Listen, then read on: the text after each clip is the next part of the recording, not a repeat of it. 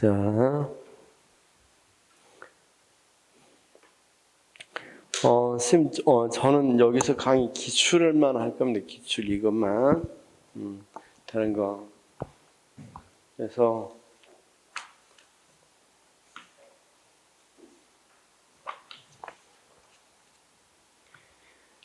밴드에 가입하셔서 모의고사 문제를 풀어보고 싶으면 풀어보시고, 뭐 해설이 약하게 다 붙어 있으니까, 그러면 보시면 될 거라고 생각이 돼.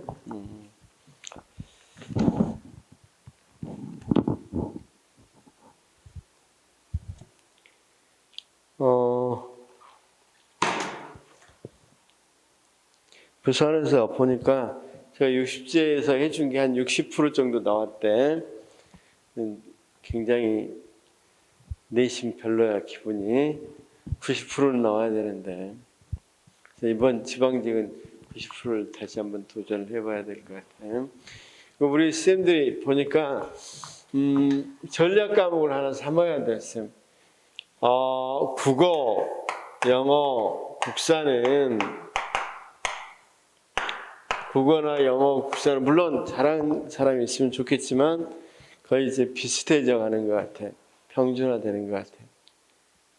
그러니까 여기서도 전략 과목이 하나 있으면 좋고, 그 다음 어디에서도 행정법이나 교육학에서 좀 전략적으로 과목을 잡는 게 좋아요. 교육학 실력들이 사실은 전국적으로 보니까 별로도 없지 않다고 그래요. 그렇죠?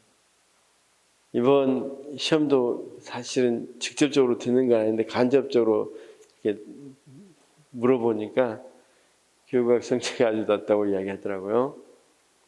거의 다 지금 발표는 안 했지만 채점은 거의 다 됐겠죠. 그래서 전략을 좀 짜서 한 과목만 잘해도 이 시험은 100문제 시험이고 한두 문제로 결정되는 시험이란 말이에요. 그래서 나는 이 부분만 다른 애들보다 조금 잘하면 되겠다. 그런 전략적인 과목만 좀 있으면 좋아요. 행정법이 전략 과목이면 아주 땡이죠. 행정법은 좀 극명하잖아요. 그렇죠? 그런데 교육학의 전략 과목도 이해도 괜찮습니다. 교육학의 전략 과목에도 선생님 교육학을 100점 맞았다. 밀어도 안 떨어집니다. 한 과목만 100점 맞으면 안 떨어집니다. 물론 국영시에서 100점, 국어, 영어, 국사에서 100점 맞아도 안 떨어지긴 하지만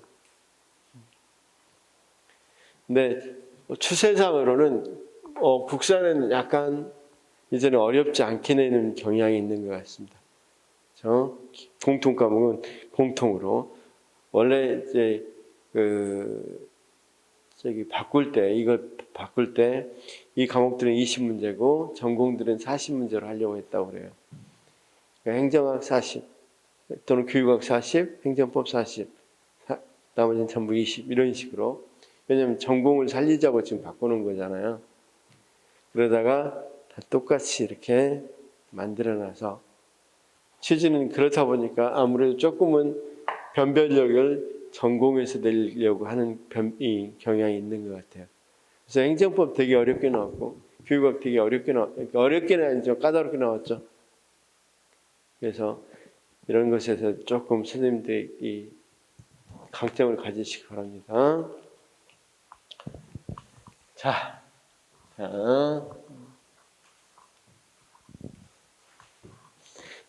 궁금한데 교육학 공부는 어떻게 해요? 일단 교육학 공부는? 우리 선생님 교육학 공부 어떻게 해요? 그래, 잘했어. 원래 그렇게 하는 거야. 믿고 가. 좋습니다. 그럼 또 안 할 수도 없고. 어쨌든 밴드에 두 분 가입 안 했던데 가입 다 하시기 바라고. 심 가입 안 하셨나? 했어요? 우리 심 안 하시지? 뭐 안 하셔도 되는데 오셔서 그냥 문제 풀어보시려면 문제 풀어보셔도 돼요. 모의고사 문제 올려놨거든요. 오늘 3회. 저한테 문자를 붙이시면 돼요. 지난번에 전화 드릴 번호 가르쳐 드렸죠. 문자만 주시면 그냥 바로 가입시켜드리면 됩니다. 자, 우리 쌤도 안 하셨죠? 물론 자유입니다. 강요하는 건 아니고, 그래서 자꾸 풀어봐야, 문제를 좀 풀어봐야 되겠죠. 그래야, 물론 기출문제 푸는 것도 중요하지만, 또 이렇게 조금 지방직은 좀 바꿔진 문제도 나올 수 있으니까, 법의 바꿔졌다든가 이런 것도 나올 수 있으니까, 그런 것들도 풀 수 있도록 들어와 주시기 바랍니다. 오늘 아침에서 올려서 풀어본 사람 없죠?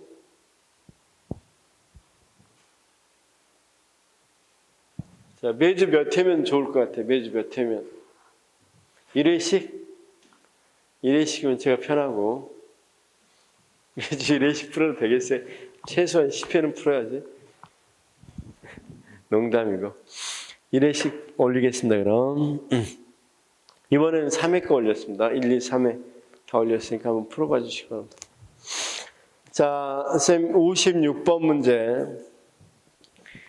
학자와 그들의 주장을 옳은 것은 블라우와 던칸 경제적 불평등을 바로잡는데 학교는 다른 어떤 요소보다 영향력이 적다. 블라우와 던칸 맞아요, 틀려요? 사람 이름이 너무 많이 나오잖아, 그쵸? 블라우와 던칸은 기능론자입니다. 기능론자. 그래서 자, 학교가, 그러니까 교육이 사회 경제적 지위에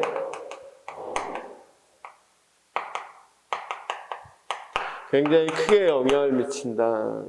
그쵸? 그냥 가정 배경은, 미안해. 이렇게 해야 되는데. 뭐 여기서 해도 돼요. 가정 배경은 거의 영향을 미치지 못한다. 이렇게 봤단 말이에요. 그쵸? 물론 여기는 영향을 좀 주겠지만, 어쨌든, 자, 느낌이 딱 봐도 블라우와 던칸은 부잣집인 것 같아? 가난한 집인 것 같아? 블라우스 입고 던킨 도너스 먹으면 부잣집이죠? 그러니까 기능론자 하겠죠? 볼즈와 긴티스는 우리 스님들이 너무 잘 알지만 볼즈, 사발, 긴티 입고 사발 들고 있으면 가난하겠죠? 그래서 갈등론 시험 볼 때 연상되면 돼요. 자, 블라우와 던칸 그렇게 연상해서 하시기 바라고. 번스타인 교육은 다음 세대의 상향 이동을 촉진하므로 교육의 보편은 평등사회에 이르는 말이 안 되죠. 볼즈와 긴티스 가정에서 부모가 세우는 언어의 질과 가정의 교육적 분위기는 자녀, 이것도 번스타인이죠, 이건. 4번 콜맨 부모와 지역사회 간의 사회적 관계가 자녀의 학업 성격에 영향을 맞죠? 이 이야기 하려고 그렇게 어렵게. 그 다음 이제 쌤 교육과 사회 팽창, 교육 팽창에 대해서 하겠습니다. 학교나 교육의 팽창.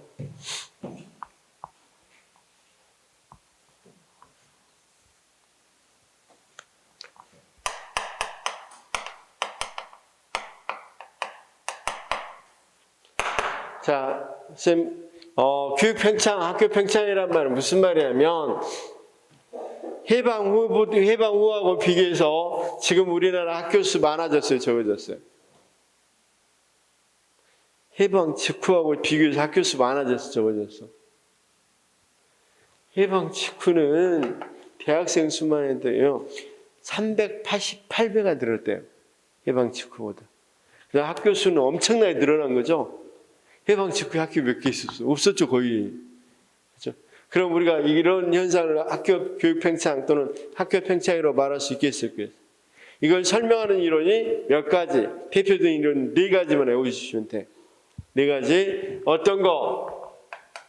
학습, 욕구 이론. 그 다음, 이건 배웠을 거 아니에요? 기술 기능 이론, 그쵸? 그 다음, 경쟁 이론. 그 다음 뭐 어떤 이론이 있습니까? 국민 통합 이론.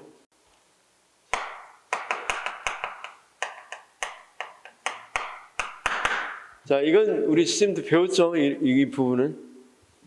그래서 자, 먼저 학습 욕구 이론 왜 학교가 팽창했대요? 항상 스님들 용어에 답이 있어요. 용어에 학습하고자 하는 욕구가 일어나서 학교가 팽창했대. 결론은.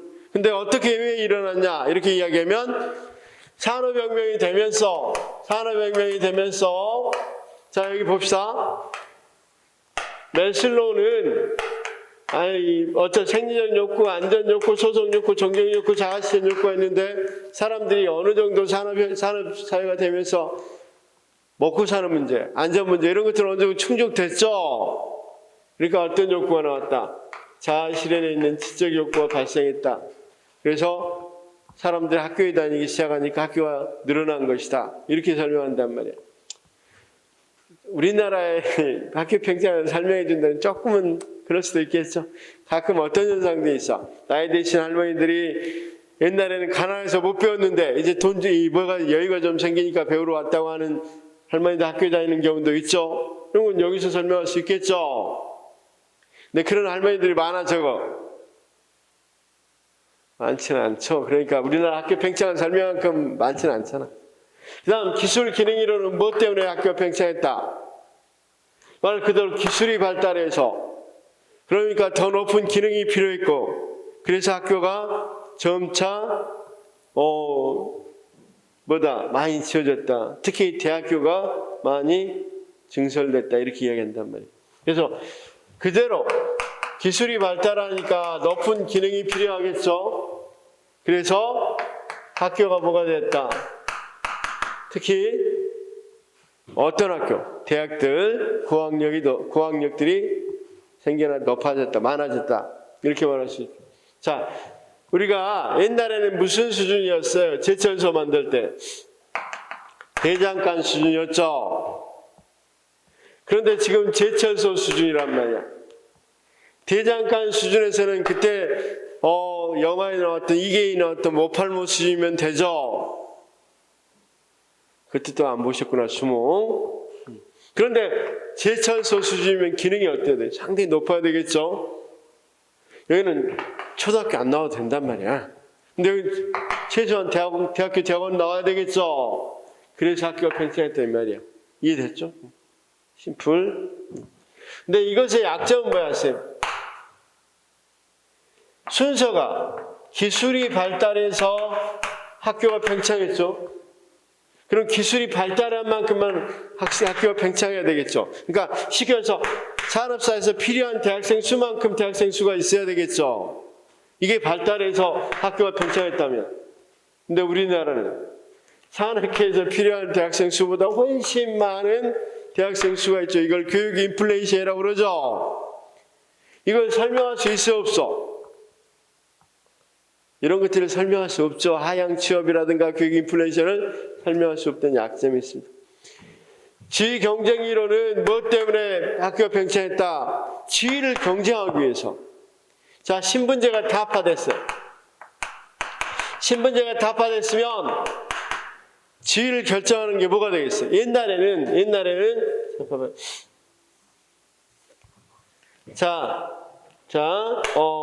맹구 같은 양반. 그 다음,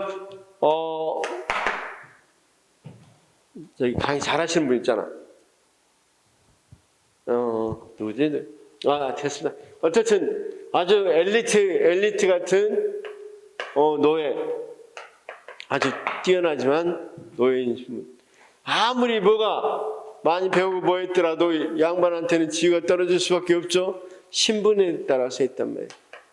그런데 신분이 폐지됐어. 그럼 뭔가 지위를 결정해야 되겠죠. 사회적 지위를. 그걸 대체한 게 뭐다? 학력이란 말이에요. 그럼 학력이 신분 상승에 뭐가 됐어? 수단이 됐어. 그럼 남들이 중학교 다닐 때 나는 학력 상승, 신분 상승하려면 뭐 해야 되겠어? 고등학교 다닌다. 남분들이 고등학교 다니면 대학교 다녀야 되겠죠. 그러니까 끊임없이 학교는 뭐 할 수밖에 없겠어? 팽창할 수밖에 없고 전혀 산업계하고 상관없이 내가 뭐 하고 싶어서 신분 상승하고 싶어서 간 거니까 산업계와 상관없이 팽창이 이루어지겠죠. 특히 우리나라의 이런 일을 굉장히 잘 설명하죠. 우리나라는 왜 그러냐면 일제 때 일본 애들이 우리나라를 탄압하기 위해서 유일하게 조금이라도 지위를 상승할 수 있는 길을 교육 하나로 뚫어놓고는 다른 건 다 막았어. 돈을 벌어서 상승한다 뭐한다 다 막아버렸어. 오직 하나 뭐 동경대학교나 이런 데 다녀서 뭐 일정하지만 거기 뭐 한다 동장한다 반장한다 동장 이 정도의 신분 상승만 인정해 줬단 말이에요. 일제인 부리는 하수인 역할 정도 하는 거. 이게 신분 상승. 그러게 되니까 어떻게 되겠어요? 우리나라는 굉장히 학력을 통해서 신분 상승이 이루어진다는 생각이 고정관념이 굉장히 강하겠죠. 그래서 부모들이 나는 이렇게 살아도 너는 잘 살아야 된다고 그래서 돈 팔고 서 팔아서 뭐 한다. 유학 보내고 그랬었죠 옛날에. 그게 뭐다. 여기서 하는 이야기예요. 국민통합이론은 자, 쌤 봐봐. 신생국이 되거나 해방이 됐어. 제일 중요한 게 뭡니까? 같은 국민이라는 생각이 중요하죠. 국가 정체성이라는 게 정체성, 우리나라 정체성, 우리나라 같은 국민이라는 생각이 중요하겠죠? 그럼 우리나라 정체성을 심어주기 위해서 애국가도 부르고 또 뭣도 하고 이런 애국심도 키워주고 그러려면 뭐 하겠어? 학교가 필요했겠죠? 그래서 학교가 팽창했다? 국민통합이론. 이건 우리나라의 미 군정기라든가 미 군정기 지나서 의무교육하고 또는 콩나물교실이만 교육 많이 시키려고 했고 이런 초등교육 중심으로 학교가 팽창한 걸 잘 설명할 수는 있죠. 근데 이게 약점은 뭐였어요? 고등교육 중심의 학교 팽창은 설명하기 힘들죠. 왜냐하면 초등은 국가 정체성 확립하기 위해서 정형성 있는 교육을 하지만 고등교육은 다양한 교육을 하죠. 그러다 보니까 어떻게 되겠어? 국민통합 이론하고는 좀 안 맞죠? 그래서 어떻든 답을 이제 찾아봅시다. 57번 문제. 교육 팽창을 정치적 이유, 그렇죠. 이건 정치적 요인. 이건 사회적으로 봤고, 이건 경제적으로 봤고, 그렇죠? 이건 개인적으로 봤죠. 정치적 이유로 봤다. 교육은 국민으로서 정체감을 형성시키는 기제다. 벤딕스. 그러면 국민 통합이론. 느낌도 오죠? 쌤 벤딕스 애우어질 수 있겠죠? 우리 쌤 밴드는 뭐 할 때 붙여? 상처 통합할 때 붙여? 넘어가겠습니다. 58번 학력이 계속 상승하는 원인에 대한 이론적 설명을 옳지 않는 것. 여기 아닌 걸 여기 이론 빼진 걸 넣으면 되겠죠? 재생산 이론. 그쵸? 그 다음 교육사회학의 주요 이론에 대한 설명을 옳지 않는 것은 여기서부터가 조금 또 그러네. 이미 배웠던 거니까 문화 재생산론은 경제 재생산이 학생을 재생산 구조의 수동적으로 다른 전제로 보는 관점을 극복하였다. 맞아요? 문화 재생산 이론도 똑같다고 그랬죠?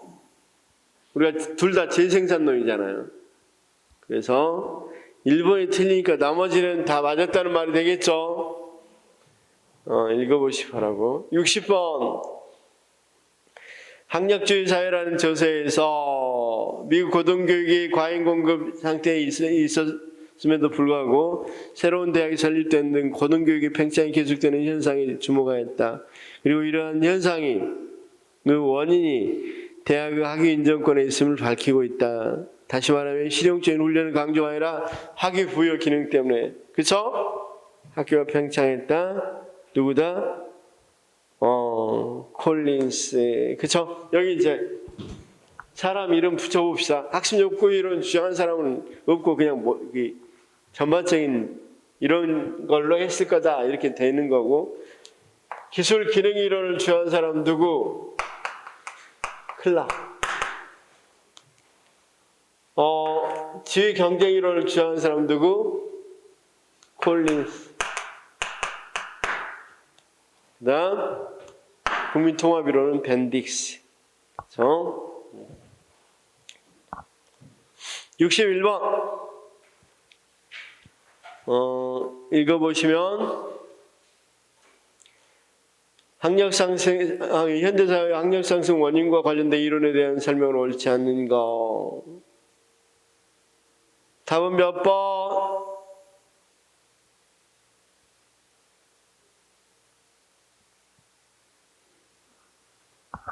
그렇죠. 자, 쌤, 여기 봐봐. 2번인데 2번은 학습욕구 이론은 비판으로 뭘 비판받습니까? 학교가 학습할 욕구를 충족해 주냐. 그쵸? 자, 아까 1, 2치 등의 탈학교로는 뭐라고 이야기했어? 탈학교는 학교야말로 지적 욕구 또는 자율성 욕구도 충족 못 해준다고 그랬죠? 근데 그 충족보다는 학교를 가? 말이 안 된다. 이걸 그 부분에서 보통 한계로 지적합니다. 자, 62번. 기술 기능 이론에 대한 바탕을 비밀 대답으로 옳은 것은 답이 딱 보이죠? 기술이 발달하니까 기능이 더 높은 기능을 필요로 하고 그래서 학교가 팽창했다. 답은 3번. 그쵸? 63번 시험의 기능. 그쵸?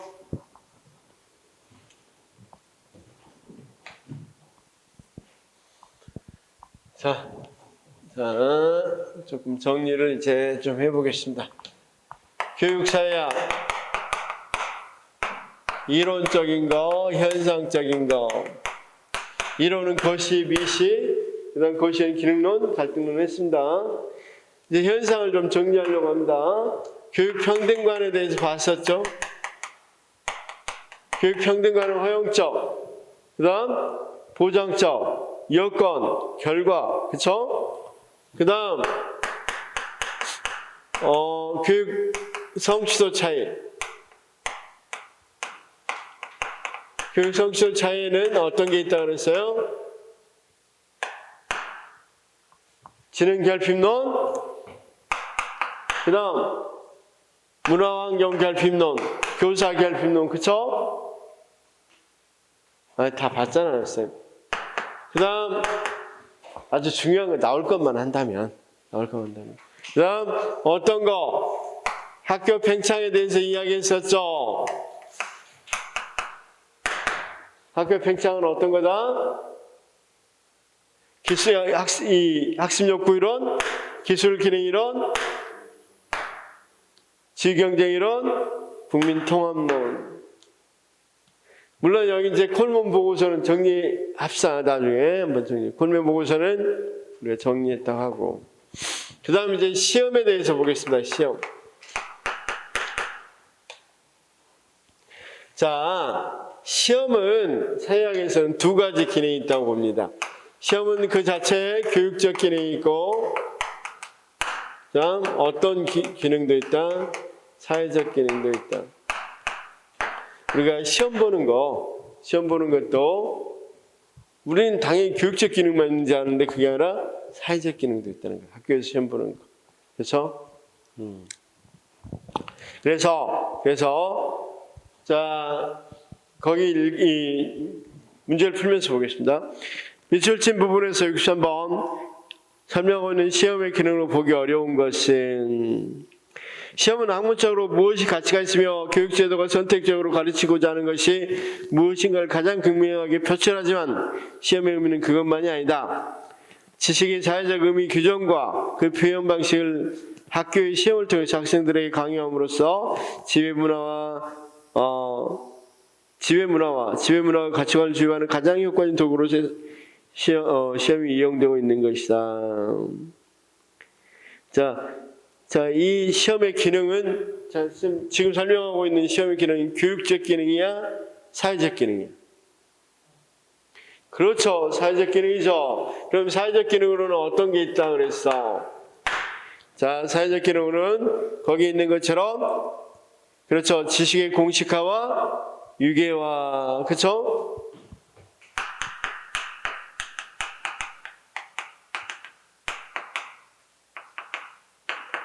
그 다음 또 어떤 게 있다 그랬어? 지식의 공식화와 유기화 말고 거기 있는 것처럼 기존 질서의 정당화와 재생산.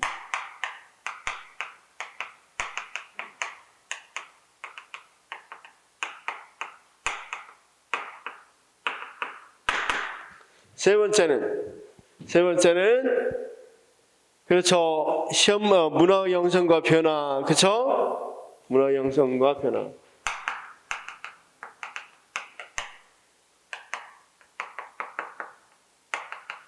다음 사회적 선발.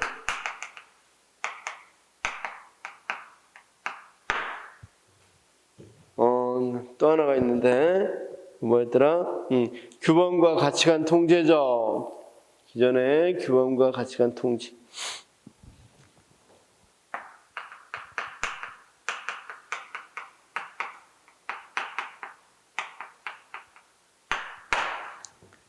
자, 이렇게 했습니다. 그 다음, 교육적 기능으로는 거기에 있는 것처럼 교육과정, 교육 방법 개선, 이런 것들이 들어갈 수 있는 거죠. 그래서, 자, 이건, 외웠는데, 청킹을 외웠는데 지금 안 나오고 있습니다. 인출이. 무슨 학교인데. 무슨 학교인데 잊어먹었어. 일단 63번은 1번이고 64번은 교육적 기능에 대한 사회적 기능이 시험의 교육적 기능에 대한 대비한 사회적 기능이 아닌 것. 사회적 기능이 아닌 것을 고르면 되겠죠. 그래서 2번 교육과정 결정.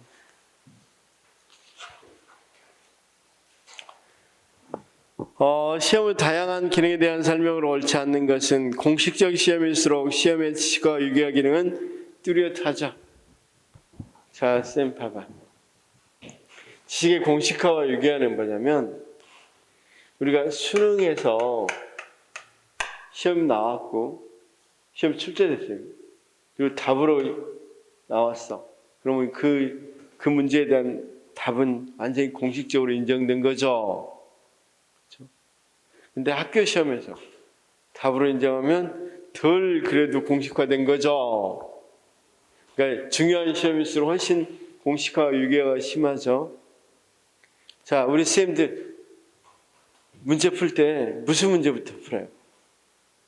기출문제. 네. 기출문제가 제일 중요하다고 생각하니까. 그러면 문제 시험을 봤다, 시험이 출제했다 그러면 지식이 벌써 시험 출제된 문제는 중요하고 출제가 안 된 부분은 덜 중요하고 그렇게 공부하잖아 우리.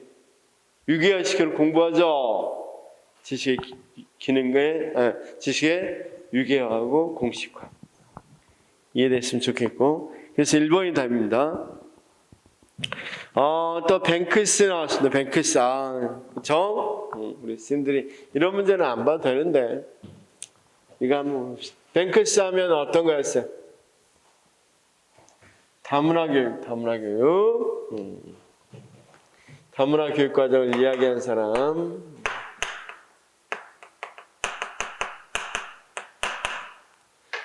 우리가 문화에 대해서 잠깐만 설명하겠습니다. 문화에 대해서 나오면 이 정도에서 해결해 버리시기 바랍니다.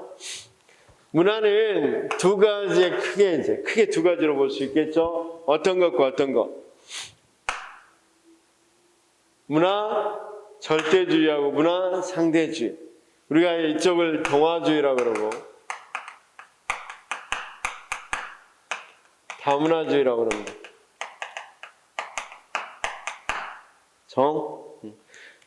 동화주의는 전제가 뭐냐면 특정 문화가 다른 문화보다 우월하다는 거예요.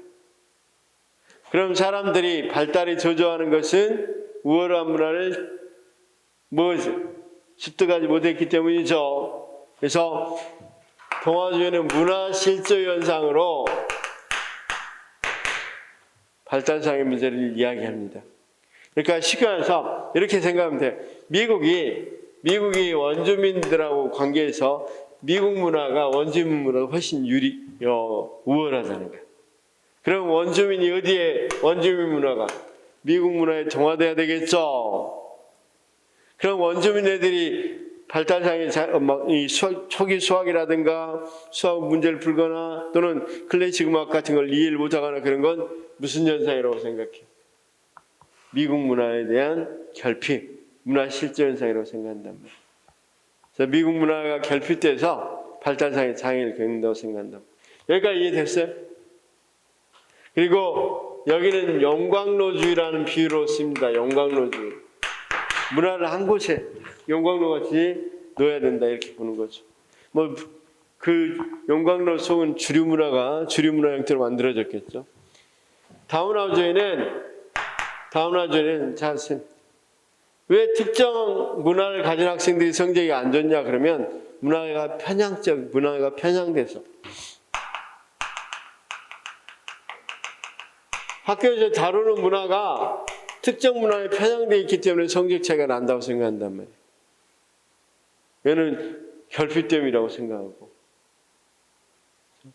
그래서 여기는 샐러드볼이라고 그러는데 결국은 여기에 기본적인 생각은 특정 문화가 다른 문화가 우월하다 아니다 이거죠. 모든 문화는 독고다이가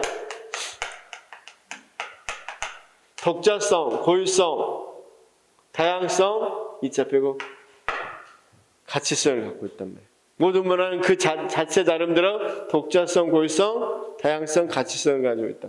그렇죠? 따라서 문화의 문제를 우리나라도 다문화 사회잖아. 이런 다문화 사회를 해결하는 방법은 이렇게 상호 존중해 주는 것이다. 이게 다문화주의 생각이. 그럼 뱅크스는 자, 다문화주의적 입장에서 이야기하고 있으니까 1번이 딱 틀렸다는 거 알 수 있겠죠? 뱅크스는 여기 봐봐요. 우리가 주류 문화에 우리가 봅시다. 다문화 교육을 할 때 베트남에서 온 학생 또는 이런 다문화 학생들만 대상으로 해야 되겠어? 아니면 한국 학생들도 다문화 교육이 이루어져야 되겠어? 당연히 한국 학생들 다문화 교육이 이루어져야 되겠죠? 주류 문화인들도 이루어져야 된다고 생각한단 말이에요. 1번이 틀렸죠? 자, 신자유주의 안 나와요. 그렇지만 한번 설명하겠습니다. 신자유주의는 우리 쌤 작년부터 공부한 사람들은 행정학 공부해서 다 알죠? 쌤 쉽게 해서 이런 거 하세요. 이렇게 생각하면 돼. 자유주의는 우리 쌤들이 알다시피 아담 스미스 보이지 않는 손에 의해서 시장이 결정되니까 누구야? 정부는 개입하지 말아라. 그러다가 어떤 게 맞았어? 경제공황이 나와서 우리가 뭐가 됩니까? 케인즈주의가 나오죠. 그래서 국가가 개입해야 된다고 한단 말이에요. 다 띄고 그냥. 그런데 이 케인즈주의가 정부가 개입하는데 정부 실패 현상이 나오죠. 그래서 너네 다시 나가. 그 다음 시장에 맡겨. 이게 신자유주의입니다. 그래서 구체적으로 시장에 있는 자율과 경쟁이라는 것을 어디에다가 넣으려고 한다? 국가 속에다. 교육에도 자율과 경쟁을 우리가 교육에도 적용해야 된다는 게 신자유주의. 그래서 자, 어떻게 하자? 학교 간에 서로 간에 뭐 하도록? 학교 선택제에서 누가 선택하도록 한다? 학부모는 학생이 학교를 선택하게 해. 그러면 학교 간에 뭐가 될 수 있겠어요? 경쟁이 생기겠죠? 물론 학교 니네가 뭐 하든지 어느 정도 뭘 줘야 되겠어? 자유를 줘야 되겠죠? 그래서 결론은 그러면 학부모의 선택권이 굉장히 넓어질 거고 학교 간 경쟁을 통해서 학교의 효율성도 높아지겠죠? 그게 신자유주의인데 관계가 먼 교육정책은 자, 학교가 빠져야 되죠, 무조건. 그러니까 몇 번이 답이 되겠어. 관계가 멀다고 그랬으니까. 아니, 학교가 빠진 게 아니라 정부가 들어가면 안 되죠. 그래서 답은 몇 번? 4번. 그쵸? 좋습니다. 여기까지 이제 거의, 자, 교육사회학 부분은 평생교육 제외하고 다 끝났습니다. 평생교육 제외하고 끝났어요. 그러면 평생교육에서 교육사회학은 크게 보면 이렇게 나눌 수 있어요. 아까 이론적인 거, 현상, 그다음 평생교육. 평생교육도 현상에 들어가죠. 그냥 아주 요즘은 많이 중요해졌으니까.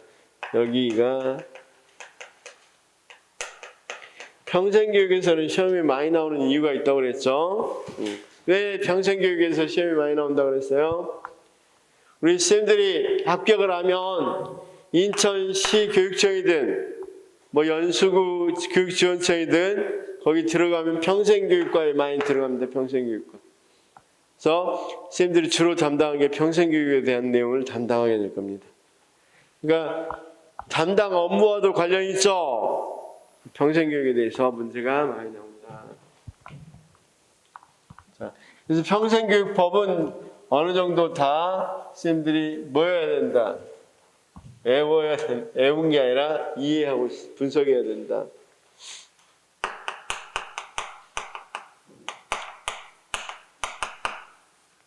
문제 풀어보겠습니다. 일단부터 평생교육. 랭그랑이라는 사람 평생교육에서 많이 나오죠. 자, 우리 쌤 알다시피 평생교육에 관련된 기관이 어디가 있어? 우리가 세계적으로 평생교육과 관련된 세계 기구가 있다면 어떤 거 있어? 여러 개가 있지만 크게 보면 평생교육과 직접적인 관련된 것, 교육과 문화에 관련된 세계기구 유네스코. 우리가 유네스코 지정문화재 그런 거 많이 있죠? 이런 거 지정해주는 기구입니다. 그 다음 경제협력개발기구 뭐가 있어? OECD 경제협력개발기구. 그러면 유네스코에서 평생교육을 주장하게 된 최초의 사람이 누구 때문이냐면 랭그랑. 이 사람이 보고서 때문입니다. 그래서 랭그랑이 시험이 잘 나오는 거야.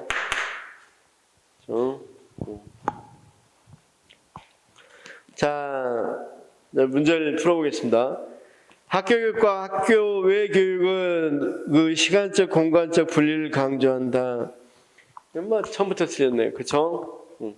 랭그랑은 자 이렇게 이야기했어요. 자 봅시다. 결국은 삶의 질 향상을 위해서 이게 목적입니다. 초기에는 개인만 이야기했다가 나중에는 시민까지 이야기합니다. 삶의 질 향상을 위해서 뭐와 무엇을 통합하자? 수익적 통합과 수평적 통합을 하자. 그래서 분리하자는 게 아니라 통합하자는 거죠. 자, 수직적 통합은 낳을 때 열함에서부터 무덤까지 연계시키자. 통합시키자. 수평적 통합은 가정, 학교, 사회를 이렇게 연계시키자. 그래서 여기 넣으면 이렇게도 연계시키고 이렇게도 연계시키자는 거죠. 이게 뭐다? 랭그랑이 생각합니다. 평생교육 생각입니다. 그래서 1번 틀렸습니다. 선생님, 나머지 지문도 좀 봐두시기 바랍니다. 나머지 지문도. 69번은 평생교육에 대한 설명이 옳지 않는 것은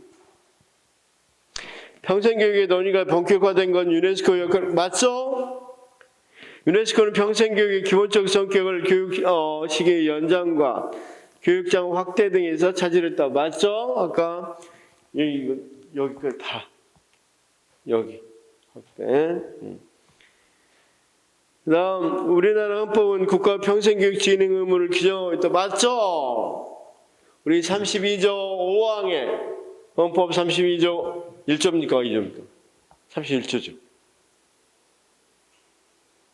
31조 5항에 평생교육에 의무 조항을 넣고 있죠. 국가 평생교육 의무, 지능 의무, 평생 지능 의무. 그 다음 4번 학교교육을 지원하는데 주목적을 두고, 이거 아니죠. 학교교육은 이미 지원되고 있는데 뭐, 그렇죠? 그래서 쌤이 지난번에 제가 설명해 드렸나? 헌법 조항에서 교육과 관련된 헌법 조항이 재개정됐었죠. 그렇죠? 그 부분을 설명해 드렸죠. 그래서 전두환 대통령이 정권을 잡으면서 뭔가 나도 하나 헌법에다 뭘 남겨야 되겠다 해서 그 전에 거의 한두 개 나라에 들어있던 평생교육 진흥 의무를 헌법에 규정해 놨다고 그랬죠. 지금도 평생교육 진흥 의무가 헌법에 규정된 나라는 거의 없습니다. 어쨌든 자 4번 자 70번은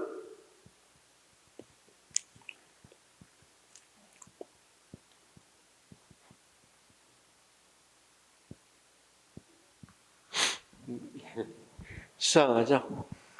딱 보니까 4번 지문이 수상하죠? 왜 수상해? 일단 지문이 길잖아. 틀리게 하려면 이렇게 길게 할 수밖에 없으니까 4번. 평생교육이 학교의 교육의 독점을 인정하지 않습니다. 71번은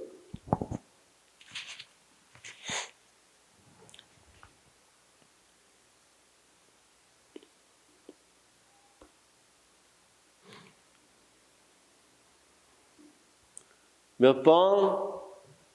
4번. 이건 뭐 학교 교육에서 이야기되는 거고.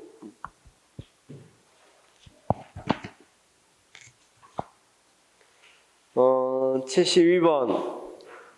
쌤, 데이브와 스케커가 제시한 평생교육의 개념적 특성 중 다음 글과 가장 관련이 있는 것. 최대의 학습 효과를 올리기 위해서는 자기 주도 학습을 도모하되 이를 위해서 학습 방법, 체험의 기회, 평가 방법 등을 개선에 주목한다. 다음 몇 번? 4번. 그쵸? 교육 가능성. 이거 시험에 안 나온다. 나오는 책이 거의 없어요. 근데 물론 데이브가 이야기한 건 사실인데 이게 나오기는 좀 힘들어요. 근데 국급에서 나왔네요. 어쨌든 교육 가능성을 이야기한다.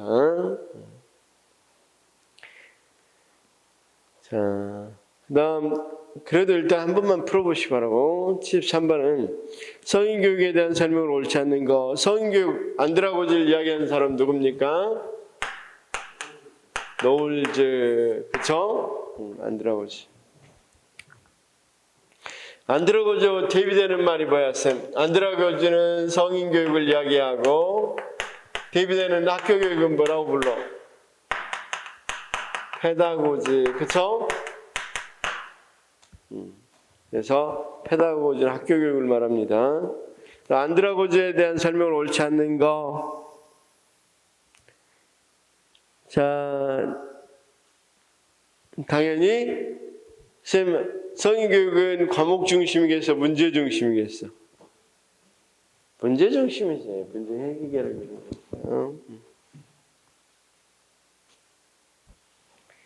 자, 그 다음 성인 학습의 특성을 옳지 않는 거. 자, 당연히 성인들은, 자, 우리 쌤들 외제적 교육보다는 스스로 하려고 하는 것이 더 중요하죠. 그쵸? 학교 교육이야. 어차피 뭐 교사가 시켜서 하는 경우도 있겠지만, 답은 몇 번? 3번. 형식 학습과 비교한 비형식 학습에 대한 설명을 옳지 않는 것은 이번 시험에 나왔으니까 한번 보시기 바랍니다. 시기, 비형식 학습에 대한 설명으로 단기간 및 시간제 학생, 목적, 일반적인 목적 및 학위 수요, 내용체 개인화된 내용 및 학습자의 입학 조건 결정, 전달 방식, 차원의 전략 및 유연한 체제. 다음 몇 번? 2번. 그쵸? 자, 우리가 형식 교육하고 비형식 교육이 차이가 뭐라고 그랬어? 자격을 인정해 주냐, 인정해 주지 않느냐. 그렇죠? 그래서 우리가 여기 뭘 인정해 주는 건 학위 수요 같은 것을 인정해 준다. 자격 인정해 주는 것은 우리가 뭐라고 이야기해? 형식. 그러면 자, 봐. 원래는 이렇습니다. 원래 구분할 때 이론적으로는 교사가 있어야 되고 가르치는 내용이 있어야 되고 학습자가 있어야 되겠죠. 이걸 다 갖추고 제도적으로 그러니까 제도적으로 인정해 주는 거. 학력 같은 거 인정해 주는 것이 보다 형식. 이걸 다 갖췄는데 제도적으로 인정이 안 되는 거. 즉 학력 같은 거 인정 안 해주는 거. 이런 걸 비형식. 그럼 자, 여기 수업 한번 생각해 봅시다. 여기 학원 수업 한번 생각해 봐. 교사, 학생, 교육 내용 다 있죠? 그런데 지금 여기 나온다고 대학원 학력 인정해 줍니까? 안 해주죠. 그러니까 이런 교육은 비형식이라고 할 수 있습니다.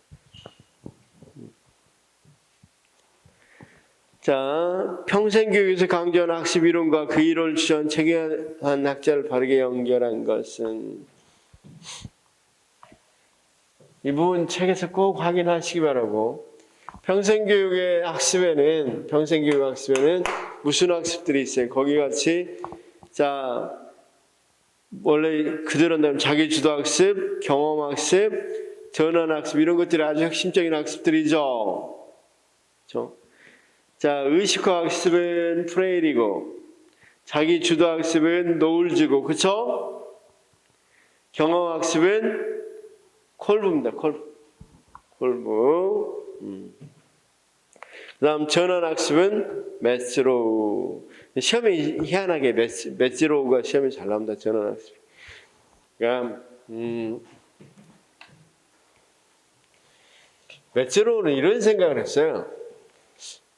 성인들 학습에서는 성인들은 기존의 생각들이 자신의 있는 인지 구조가 스키마가 고정되어 있다고 생각해요. 그런 식의 새로운 환경에서 학습하기는 어렵죠. 제일 먼저 그런 고정된 이런 것을 스키마를 깨는 것, 전환하는 것에서부터 시작돼야 된다고 생각해요.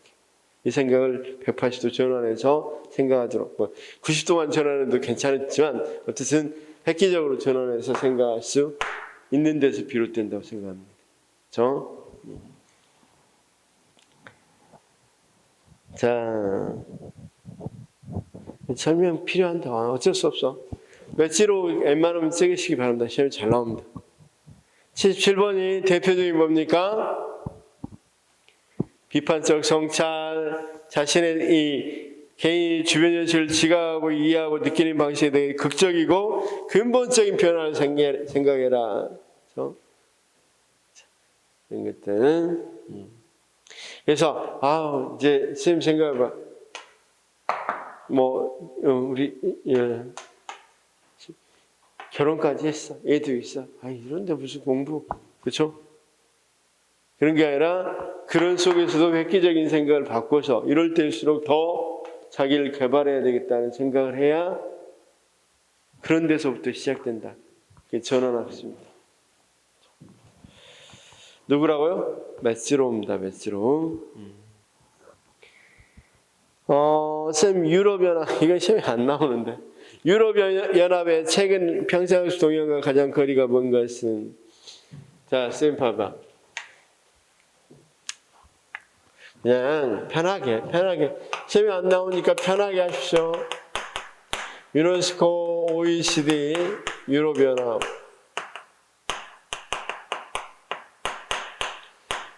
유네스코는 교육을 위한 교육을 하니까 뭐 하기 위해서 좀 뭔가를 좀 잘 알고 살고 또는 좋은 행동을 할 수 있고 이런 것 자기 교양도 쌓고 이런 걸 위해서 계속적으로 학교 교육 끝나고도 교육을 받아야 된다는 생각을 갖고 있어요. 그러니까 유네스코는 교육적 관점에서 봐요. 그러니까 일반 교양교육 같은 것도 굉장히 강조하겠죠. 일반 교양교육. 그런데 OECD는 경제협력개발기구라 교육을 어떤 측면에서 보냐면 경제적 측면에서 봐요. 선생님, 이 생각해 봅시다. 평생 직업 있어요, 없어요, 지금? 평생 직업 없어졌잖아. 그러면, 자, 결국은 고용과 경제적으로 고용, 교육을 통해서 고용이 돼야 되겠죠. 고용이 굉장히 유연화된단 말이에요, 유연화. 그래서 평생 직업이라는 게 없어졌어, 이제. 그러면 자, 우리 스님들한테 이제 공무원이나 좀 그렇지만 A를 하고 있어요. 일테면, 자, 제일 이제 변화가 심했던, 우리가, 뭡니까? 전자산업 같은데, 연구원 같은 생각을 해봅시다. 연구원들은 6년, 7년이면 그냥 나가야 돼요. 왜 그럴까요? 그때 밑에 있는 애들이 맨날 바꿔지는데 굉장히 새로운 지식을 가지고 올라오기 때문에 자리를 비워줘야 된단 말이죠. 그러면 LG전자 연구원으로 6년 근무했어요. 물론 잘한 사람은 계속 가겠지만 웬만한 사람들이 이렇게 자주 순환된다고. 이제 고용이 유연화되니까 다른 직업을 좀 찾아봐야 되겠죠. 그래서 자, 여기서 이제 OECD에서 중요한 건 이렇게 유연화시키려면 휴가를 주도록 휴가 갔다 와. 평생교육 하도록 다른 거 직업 찾도록 휴가해. 그러면 유급으로 줘야 되겠어? 무급으로 줘야 되겠어? 유급 휴가를 그렇게 우리나라는 평생교육법 유급 휴가가 딱 규정된 건 아닙니다. 뭐 줄 수도 있고 안 줄 수도 있고 무급 휴가 줄 수도 있고 안 줄 수도 있고 그렇죠? 근데 유급 휴가 여기는 굉장히 강조하죠.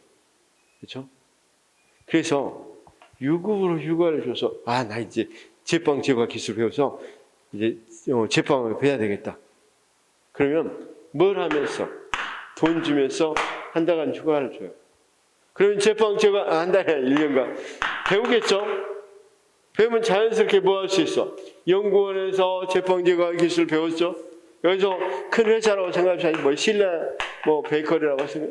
그럼 여기서도 뭐 한다? 또 다른 이직을 생각할 수 있어야 되겠죠. 그래서 유급 휴가를 줘서 하게 되면 계속적으로 이렇게 순환이 고용이 잘 순환될 수 있겠죠. 그리고 경제적인 어려움이 많이 없겠죠. 교육을 통해서 이렇게 교육을 시키자는 거야. 교육과 일터와 학교 이런 게 서로 연계시키자는 거야. 그래서 이런 교육을 무슨 교육이라고 그래요? 그래서 순환한다 그래서 순환 교육을 강조한단 말이야. 그러니까 OECD는 순전히 경제를 뭘로 생각해? 교육을 경제적인 견제에서 생각한단 말이야. 근데 유네스코는 그냥 교육을 교육적인 견제에서 뭐 인성을 쌓고 사람이 뭐하고 잘 되고 이런 것들 있죠. 지식 있는 사람이 되고 뭐 이런 것들을 위해서 있단 말이에요. 근데 유럽연합은 물어볼게요. 유럽연합은 경제기구예요? 아니면 뭐 정치나 다른 기구에 가장 강조한 게 뭐예요? 유럽연합이. 같은 블로크 하는 거죠. 경제기구죠. 그래서 같은 블로크에서 유로 쓰려고 그런 거죠. 유로화폐를 쓰기 위해서. 그래서 유럽연합도 경제기구예요. 경제기구. 그러다 보니까 당연히 유네스코와 비슷하게 뭘 강조하겠어? 직업과 연계되는 걸 강조하겠죠. 순수하게 직업과 전혀 상관없는 교양교육을 강조할 리가 없겠죠. 그래서 답은 몇 번? 3번. 그냥 몰라도 되는 건데 괜히 설명 오래 했습니다. 지금 잊어버리십시오. 몰라도 됩니다. 자, 79번. 다음 설명에 해당하는 평생교육 문헌은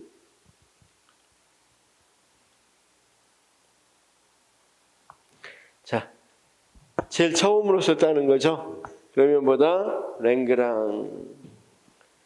그래서 랭그랑은 평생교육에 대한 입문, 그렇죠?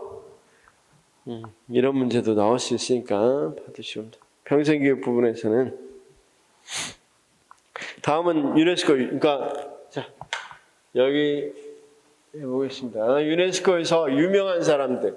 여기는 평생교육을 직접 다루니까 굉장히 유명한 사람들이 나올 수밖에 없겠죠. 그래서 랭그랑, 그렇죠?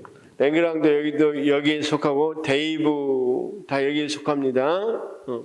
그래서 랭그랑 유명한 사람으로는 포르 보고서, 그다음 들러 보고서, 세 개 보고서가 유명합니다. 랭그랑의 척 입문서라고 그랬죠. 랭그랑의 보고서이자 입문서. 그 다음 포르, 들러 보고서. 그렇죠? 자, 이 세 사람만 잘 알아두시면 됩니다. 그럴 때 여기 들러 보고서에는 네 가지가 있죠. 자, 포르 보고서부터 먼저 하겠습니다. 교육은 뭘 위해서 있어야 된다? 인간이라는 존재가 되기 위해서. 존재를 위한 학습이라고 했습니다. 그러자 들러는 여기 존재를 위한 학습을 네 가지로 키웁니다. 그러면 먼저 알기 위해서 학습해야 된다. 그 다음 존재하기 위해서 학습해야 된다. 행동하기 위해서 학습해야 된다. 그 다음 함께 살기 위해서 학습해야 된다. 이렇게 이야기한단 말이에요. 자, 그러면 그걸 물어봤구나. 2번에 있는 들러보고서고 2번에 학습 감추어진 보물 여기에 들어있습니다. 그렇죠? 2번을 뭐라고 부른다고요? 들러보고서. 이 4번에 나와 있는 순환교육 이건 OECD에서 나온 보고서입니다. OECD 보고서.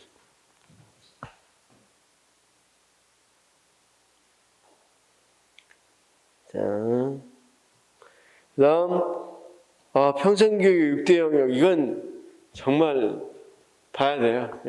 이건 틀려야 되는 문제입니다. 그렇죠? 선생님 답은 몇 번으로 돼 있어? 저도 이건 몰라요 사실은. 뭐 그건 뭐에서 거기 교육청에서 교육부에서 나눠놓긴 했어요 실제로. 근데 이걸 다 외워야 되는데 다 몇 번으로 나와 있나요? 저도 이건 답을 잘 몰라요. 몇 페이지였죠? 표 넣어놨을 것 같은데 안 넣어놨나?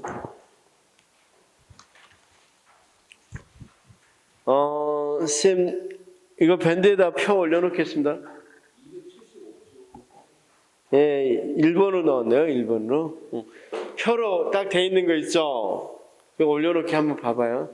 복잡해서 안 보는 게 좋습니다. 정신건강에 안 보는 게 정신건강에 좋습니다. 어쨌든 6대 영역 중에서 인문교양 영역은 건강 심성 프로그램이다. 이렇게 알아두시고 시험 보기 전에 한 번만 딱 읽어보고 가십시오. 체크. 자, 올려놓을 거니까 쌤들이 필요한 부분에 붙여놓으시기 바랍니다. 지금 자기만의 이 서브노트가 있는 분, 서브노트, 자기만의 서브노트.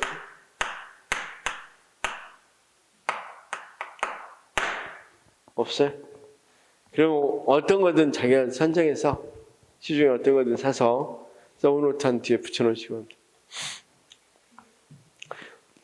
쌤, 그 책은 누구 거예요? 그 책은? 이 서브노트 형태로 돼 있네? 그 설명이 다 나와 있나?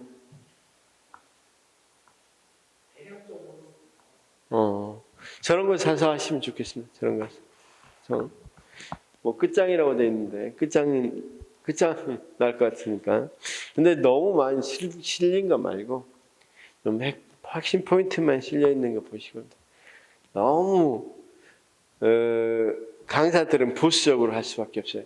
자기 책에 어디인가는 있었어야 돼. 나와야 돼.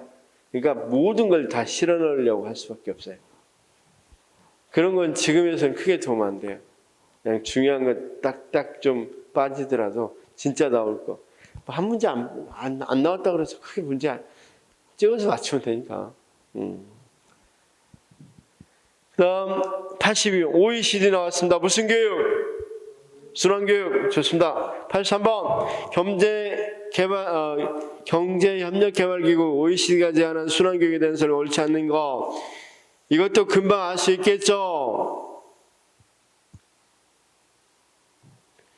1번이 말이 안 되죠. 의무교육이 아니라 1과 뭐 한다고 그랬어?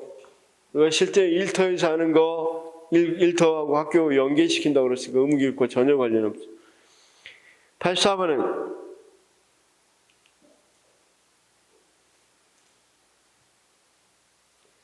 자, 84번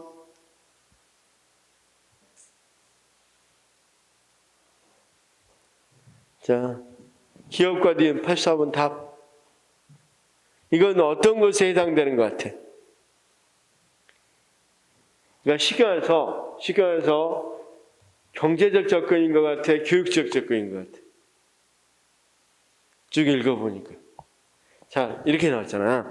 직업 환경 변화는 무엇을 요청하였다? 과학기술의 발달, 경제적 여유, 노동시간 단축 등으로 이어가를 통해 자아실현을 촉구하는 경향이 나타나고 있다. 또 노령한 사회로 접어들면서 노인들과 적극적 사회 경제활동을 참여한 늘어난 노년기를 효율적으로 유익하게 보내는 교육 수요가 점증하고 있다. 이와 관련해 1970년 유네스코 나왔어. 유네스코 나왔으면 어떤 건 순환교육은 아니겠네. 그쵸? 취업 아니겠죠? 그러면 1번, 2번 날라가네요, 일단. 그 다음, 3번 원격교육도 유네스코하고 친하지 않죠? 그러면 4번 계속교육, 평생학습. 그쵸? 85번. 평생교육의 이론적 기초를 제공한 학자와 그가 주장한 핵심 개념이 올바르게 연결된 것은 이제 알다시피 노을즈, 그쵸? 노을즈, 안드라고지, 그쵸? 그 다음 86번은 초중등교육법에 따른 이제 여기가 이제 평생교육법이었어요. 평생교육법은 조금은 쌤들 익혀야 돼. 평생교육법에서 꼭 봐둬야 될 조항이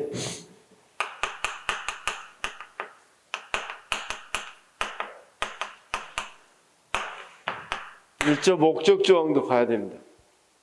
그렇죠? 그다음 제2조 용어 정리한 게 있어요. 용어 정리. 그렇죠? 그래서 1조부터 8조까지인가 교육과정 실용성까지 나온 조항까지는 봐줘야 됩니다. 그 다음 뭐 평생교육센터, 위원회 뭐 이런 것들은 넘어가도 됩니다. 그 다음 자 평생교육사 나온 부분 봐야 됩니다. 평생교육사. 물론 여기 평생교육법에서 쭉 여기 보고 그러니까 중앙평생교육위원회 뭐 이런 것 쭉 나오면서 평생학습도시 나옵니다. 그쵸? 그 부분 봐두셔야 돼요. 자, 봐두셔야 될 거. 평생학습도시. 그 다음 교육 계좌제는 무조건 봐야 됩니다. 교육 계좌제 조항. 그쵸? 그 다음 평생교육사 조항. 이거 복사를 해왔으면 더 좋았는데. 평생교육사 조항. 중요합니다. 그러니까 어쨌든 이건 봐둬야 됩니다. 그 다음, 선생님 평생교육시설.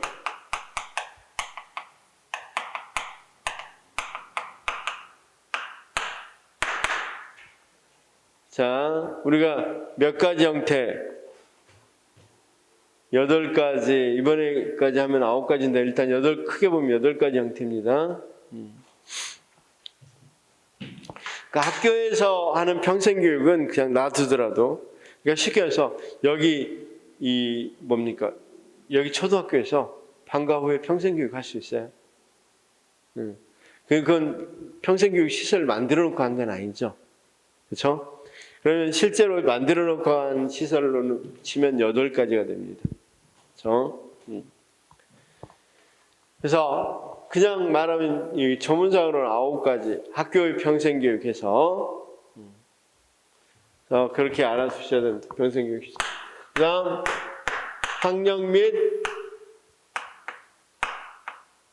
학점 인정 이거 알아두셔야 되고 조항도 알아두셔야 돼.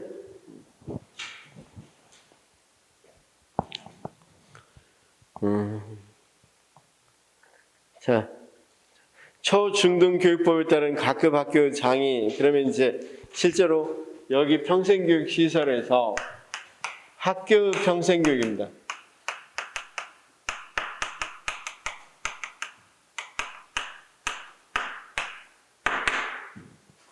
여기 미추홀구 중학교가 미추홀 중학교 있죠? 중학교 교장쌤은 그냥 방과 후에 뭐 할 수 있어요? 시민들이 요청했으면, 지역 주민들이 요청했으면 평생교육 할 수 있습니다. 그렇죠? 그럴 때 말합니다.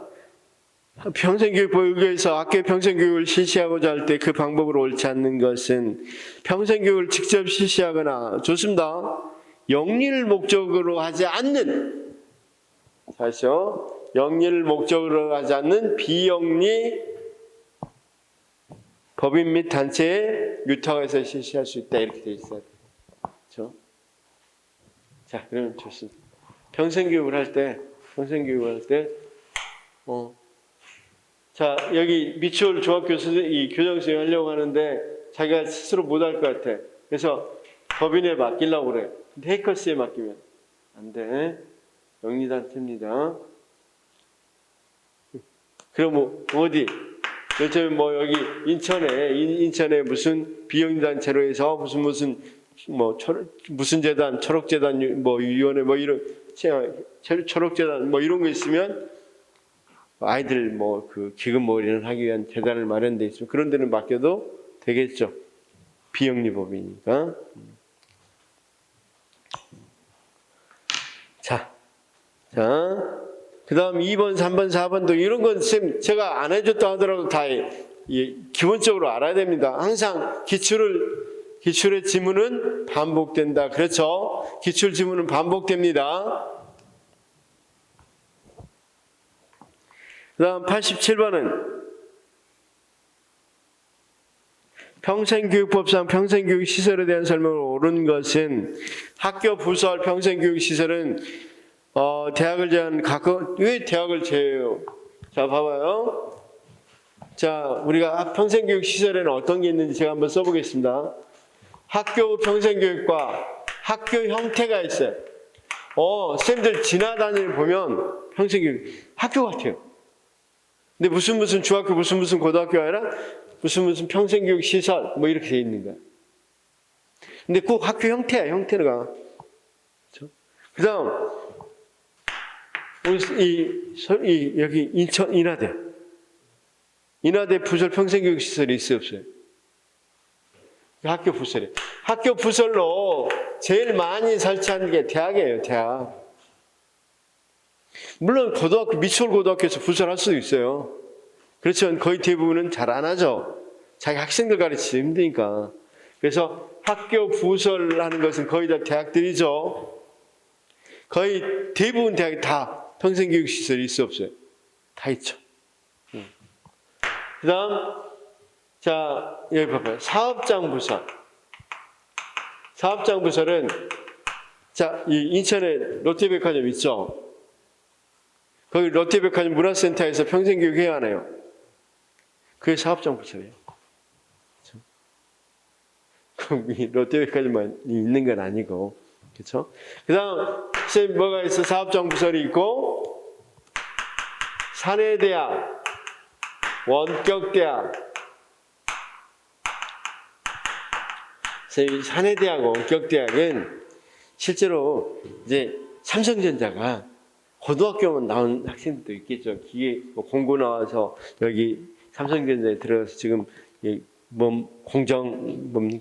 반도체 만드는 내 직원 종업원이다. 그러면 그 학생은 삼성전자에서 사내대학을 만들어줘요.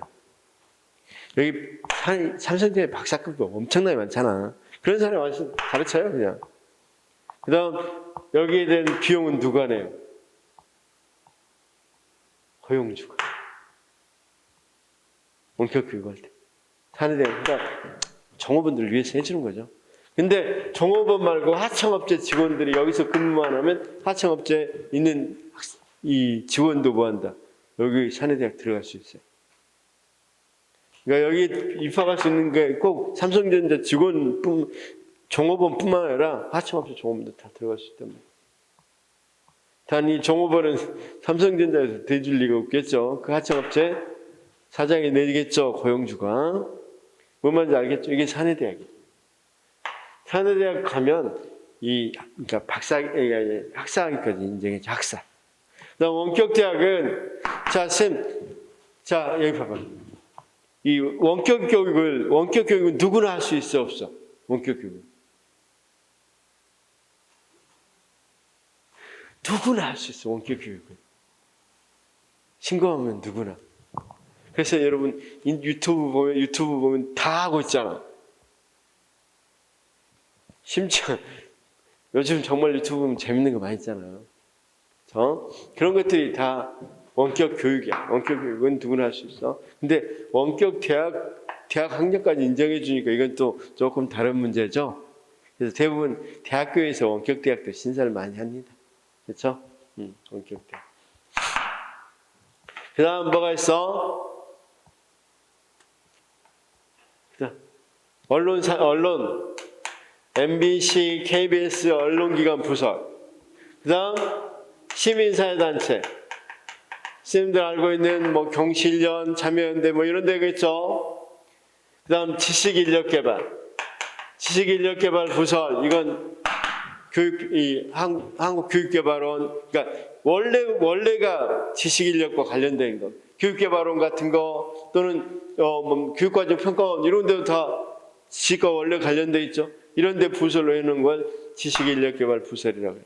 그럼 세봅시다. 학교는 직접 이제 평생교육 시설 지는 건 아니지만 일단 넣어서 하나, 둘, 셋, 넷, 다섯, 여섯, 일곱, 여덟, 아홉. 맞죠? 그렇죠? 그러면 이제 이 두 개는 뭘 인정해줘?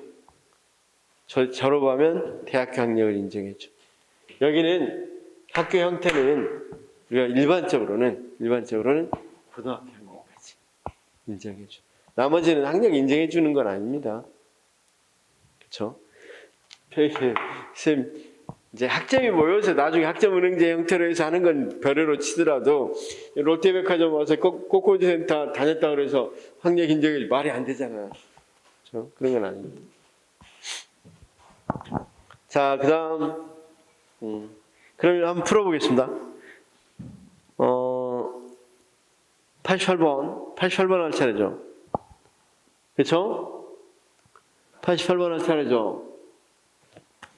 87번 풀었잖아. 학교 부설 평생교육 시설은 대학을 제외해?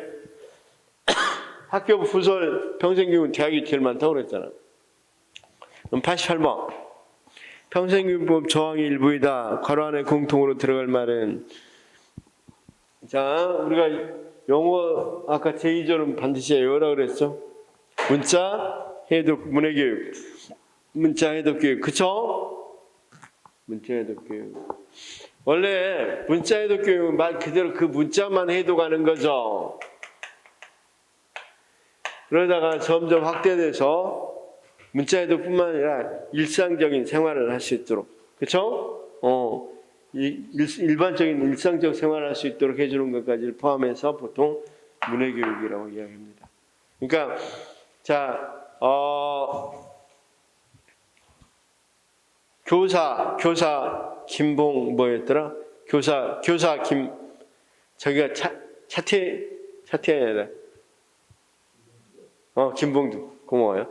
교사 김봉두 봤죠? 거기 보면 할머니가 막바지에 자기가 항상 선생님 기다리잖아. 자기 아들 편지 보내왔는데 못 읽으니까. 그래서 나중에 학교 와서 뭘 배우고 있어? 기억 니은 뭐 한글 배우고 있죠. 그게 이제 그 문자 해독이잖아 원래. 근데 거기서 보통 문자 해독 교육은 그런 거였는데 거기서 그치지 않고 일상적 생활 능력까지 갖춰주게 하는 것이 문자 해독 교육이다. 우리나라 법에 규정된 문자 해독 교육의 범위에 문자만 해독하는 거 말고 일상적 생활 능력을 갖추는 것까지. 그렇죠? 자, 그래서 문해교육에 대해서 쭉 나왔으니까 한번 봐두시기 바랍니다. 그래서 성인의 사회생활에 필요한 능력까지라고 되어 있죠. 기초 능력까지. 89번은 평생교육의 이념에 해당하지 않는 거. 그러니까 이건 법에 나와 있는 거니까 이념에는 1, 2, 3만 나와 있죠. 이념 조항이 4조예요. 4조에. 근데 거기 4번은 8조에 나와 있는 평생교육의 교육과정의 운영의 측면에 나와 있어요. 자, 평생교육법 한번 봅시다. 지금 몇 문제 나왔지?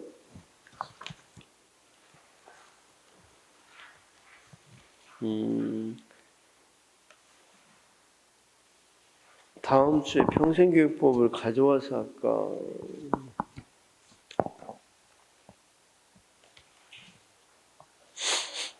자, 다음 주에 혹시 우리 쌤들 프린터 있어? 집에? 평생교육법 없어. 알았습니다. 여기서 프린트해라 그럴게요. 평생교육법 다 뽑아서 그 체크해서 좀 봅시다. 같이 보면서 평생교육법을 보면서 이야기하는 게 훨씬 더 빨리 이해될 수 있을 것 같으니까 평생교육법을 뽑아서 하겠습니다. 자, 그래서 이제 89번 같은 경우는 평생교육법을 4조하고 8조를 또 알아야 이거 문제를 풀 수 있겠죠. 그래서 8조는 이념이 아니라 교육과정을, 평생교육의 교육과정을 특징, 어떤 걸 주로 특징으로 해라? 학습자 필요와 실용성을 존중해서 평생교육을 운영해라. 평생교육, 그러니까 운영 방침, 미안해. 특징이라 평생교육의 교육과정 운영 방침입니다. 그렇죠? 이건 봐야 되는데. 그렇죠? 그 다음 90번은 평생교육법상 무엇을 학교 형태의 평생교육시설 중 일정 기준 이상의 요건을 갖춘 평생교육시설에 대해서는 이를 고등학교 졸업 이하 학력, 당연히 교육부 장관이겠죠. 그 다음 평생교육법 시행령상 학력 인정시설로 지정된 기관은 관할청 승인을 받아 매 학년도를 몇 학기로 3학기. 그쵸? 이런 것들이 어려워요 사실. 그쵸? 이런 거 풀기가 좀 어렵죠? 그래서 3학기. 아 미안합니다. 교육부 장관이 아니라 교육감이죠. 교육부 장관인지 교육감인지 교육감이죠. 교육감. 쏘리. 교육감입니다. 교육감. 왜냐하면 우리가 대학교 학력은 그러니까 대학교는 누구 담당이라고 했어요? 교육부 담당. 근데 고등학교까지는 교육감 담당이라고 그랬죠. 교육감입니다. 쏘리. 자, 한 문제만 더 풀고 다음 주에 저기 합시다. 이거 이 평생교육법 놔두고 풀어봅시다. 왜냐하면 91번은 학습 계좌제도는 굉장히 중요해요. 계좌제도. 학습 계좌제도는 어떤 거라고 그랬습니까? 대상이 어떤 거였어요? 학습 계좌제는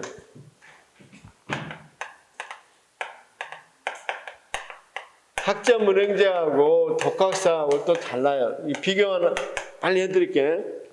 우리 쌤 학습 계좌제, 학점 은행제, 독학사제도 다 알고는 있죠. 그렇죠? 자, 여기 학점 은행제나 독학사는 뭐 하기 위해? 고등학교 학력 있는 사람이 대학교 학력 따기 위해서. 다시요. 고등학교 학력 있는 사람이 대학교 학력 따기 위해서 하는 게 학점 은행제 하나, 독학사제. 그러면 자, 봐봐. 우리 쌤이 고등학교만 지금 나왔어요. 그럼 이제 대학교 가서 일정 학점을 그냥 따도 되고 시간제 등록해서 또는 평생교육을 인정해주는 기관 시설들이 있죠. 그런 데서 따서 만약에 이 기준 학점이 140학점이다. 그럼 140학점을 넘기면 필요한 물론 당연히 과목이랑 다 전공 필수로 이런 거 다 이수해야 되겠죠. 그래서 그걸 다 이수했다고 그러면 뭘 인정해줘요? 대학교 학력을 인정해줘요. 학점을 인정. 독학사 제도는 이거 여기서 학점 난다고 그냥 공부하죠. 시험 봐서 그래서 딱에 학사를 따는 거예요. 고등학교 나왔어요. 근데 학점 따로 다니는 게 아니라 그냥 공부해요. 그냥 독학사 시험. 그래서 4차에 걸쳐서 시험 봐요. 그래서 거기 다 합격하면 뭐가 돼요? 독학사. 학사가 인정해줘요. 근데 이 시험 되게 좀 힘들어요. 독해야 돼요. 그래서 독학사예요. 그런데 여기는 다 고등학교인데 학습 계좌제는 자 봐봐요. 모든 국민이 고등학교만 나왔든 대학교까지 나왔든 초등학교 나왔든 중학교 나왔든 자 쌤 미안해요 쌤 또 일 나면 될게요. 쌤이 중학교 나와서 중국집에서 중화요리를 하고 있어요. 근데 요즘 조금 실력이 늘다 보니까 뭐 대회 같은 것도 많이 나가요. 그럼 평생교육센터에 전화를 해요. 나 학습 계좌제 만들어주라. 그러면 평생교육센터에서 나가면 수상한 경력 같은 걸 다 보고하면 여기서 직접 자기들이 입력해줘요. 계좌처럼. 뭐 언제 못 땄고 뭔지 못 땄고 딱 그런단 말이에요. 신라호텔에서 이번에 중식부 요리사를 채용한대. 나 응시하고 싶어. 그럼 응시를 하되 평생교육센터에 전화해서 나 여기 응시하니까 이쪽으로 내 교육계좌를 보내주라. 그러면 신라호텔 입장에서는 그냥 개인이 쓴 거하고 여기에서 보내준 거고 누가 공신력이 있겠어? 선생님 언제 상 땄다고 그러는데 그걸 다 확인하기는 신라호텔 우리는 알 수가 없잖아. 근데 여기서는 무슨 강의도 듣고 뭣도 있고 다 나와 있으니까 공신력이 있겠죠. 그러니까 자, 중학교 나온 선생님도 지금 교육계좌를 신청할 이유가 있겠어. 아니 선생님 대학교 나와서 지금 중식부에서 했다 하더라도 신청할 만하죠. 그렇죠? 그래서 모든 국민이 뭐 할 수 있어. 그 다음 자 선생님 이를테면 중학교 나와서 고등학교만 나왔다 합시다. 나와서 이렇게 쭉 교육계좌를 신청했는데요. 교육계좌를 쭉 보고 나니까 학점이 인정돼 있네. 많은 곳에 수업도 듣고 그렇게 생활하다 보니까 그러면 이 학점 인정제에서 학점도 인정받았어. 그러니까 쉽게 말해서 교육계좌는 모든 국민이 하고 가능하기 때문에 평생교육의 완성판이라고 이야기해요. 교육계좌를. 평생교육제도의 완성판이라고. 그러니까 학습계좌제. 교육계좌제 했다가 이제 학습계좌로 바꾼 거야. 학습을 강조하기 위해서. 그리고 학습계좌를 시험에 내려고 굉장히 노력하겠죠. 그래서 시험에 잘 나왔고 지금까지 많이 나왔어요. 그래서 답은 물론 학습계좌에 대해서 그래서 조문에서 나온 거죠. 답은 3번. 학습계좌의 개설은 본인뿐만 아니라 대리인도 신청이 가능하죠.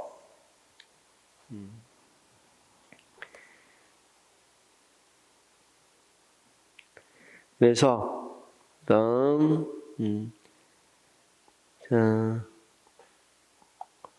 3번 이건 법규가 바꿔져서 그런데 법규가 바꿔져서 91번에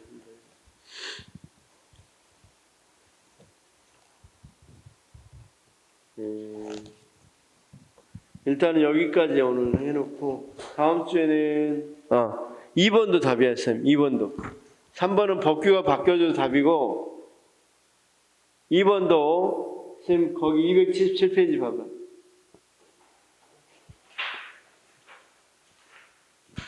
거기 교육과학기술부의 0이 아니라 대통령령이야. 대통령령.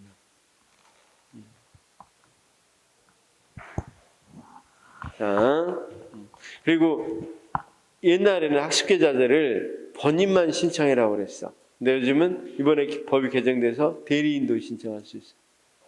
그러니까 법이 개정되는 바람에 3번도 틀렸죠. 2번도 틀리고 3번도 틀리고. 그렇죠?